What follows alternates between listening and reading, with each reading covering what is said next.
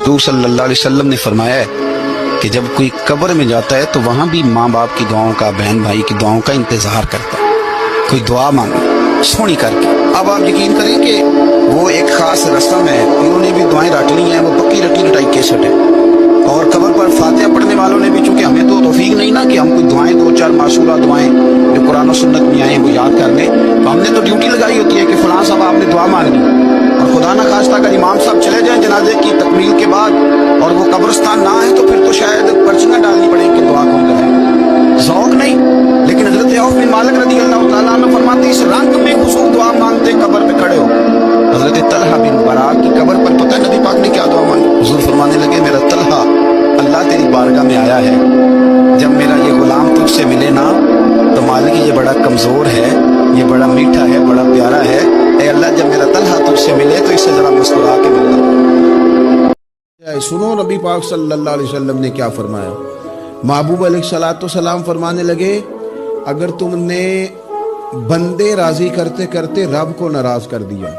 تو فرمایا یاد رکھنا اللہ لوگوں کے دلوں میں بھی تمہاری نفرت پیدا کر دے۔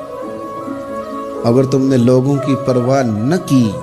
ہوتے ہیں ناراض تو ہو جائیں، تم نے راضی اپنے رب کو کیا تو اللہ لوگوں کے دلوں میں بھی تمہاری محبت پیدا فرما دے۔ اللہ کے پیارے رسول صلی اللہ تعالی علیہ وسلم ارشاد فرماتے ہیں کہ جس بندے کو 4 چیزیں مل گئی نا اسے اللہ تعالیٰ نے دنیا اور آخرت کی بھلائیاں عطا فرما دی۔ یا رسول اللہ کون سی؟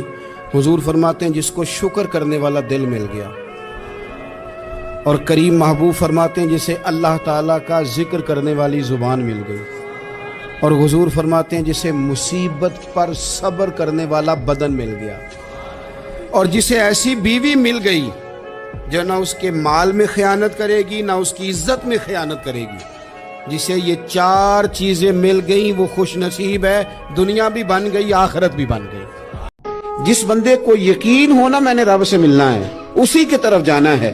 اس کے لیے نہ نماز مشکل ہے نہ صبر مشکل ہے، اس کے لیے دونوں چیزیں آسان ہو جاتی ہیں، شرط یہ ہے کہ شوق ہو تیرے اندر رب سے ملاقات کا۔ میرے نبی پاک صلی اللہ علیہ وسلم نے فرمایا لوگوں جو رب سے ملنے کا شوق رکھتا ہے نا اللہ بھی اس سے ملنا پسند کرتا ہے، اور جس کے دل میں شوق ہی نہیں رب سے ملنے کا، جو اللہ کی ملاقات پہ یقین رکھتا ہے نا وہ پھر نماز اور صبر کا عادی ہو جاتا ہے۔